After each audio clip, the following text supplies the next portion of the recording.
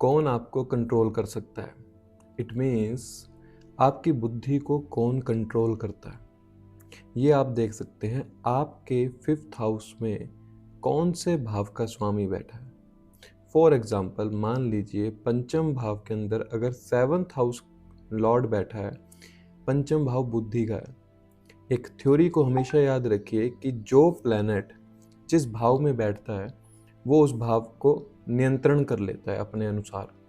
7th house Lord अगर 5th house में बैठा है तो आपकी बुद्धि को कौन कंट्रोल कर रहा है? आपकी बुद्धि को सामने वाला इंसान और पार्टनर कंट्रोल करता है। इसी तरह अगर 4th हाउस लॉर्ड अगर 5th हाउस के अंदर बैठे तो आपकी बुद्धि को कौन कंट्रोल करता है?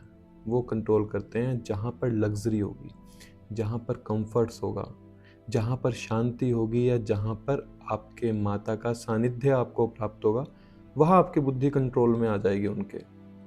11th लॉर्ड अगर 5th हाउस के अंदर है तो यहाँ आप देखेंगे सोशल सर्कल के जो फ्रेंड्स होंगे, बड़े भाई बहन जो होंगे या अर्निंग के रिसोर्सेज जहाँ से बनते होंगे, वो चीज़ें आपकी बुद्धि को कंट्रोल कर रही है। समहाउ आपकी बुद्धि उनके कंट्रोल में रहती है।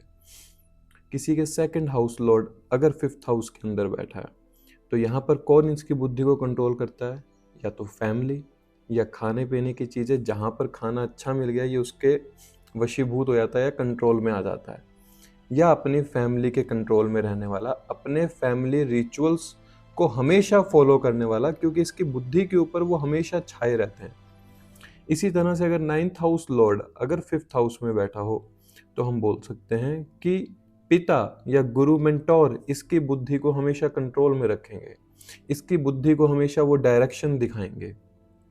अगर मान लीजिए 5th हाउस के अंदर कोई प्लैनेट बैठा ही नहीं है तो ये देखिए 5th हाउस के अंदर कौन से प्लैनेट का एस्पेक्ट आ रहा है, वो कौन सी हाउस की लॉर्डशिप कैरी करता है, वही हाउस आपकी बुद्धि को कंट्रोल करेगा।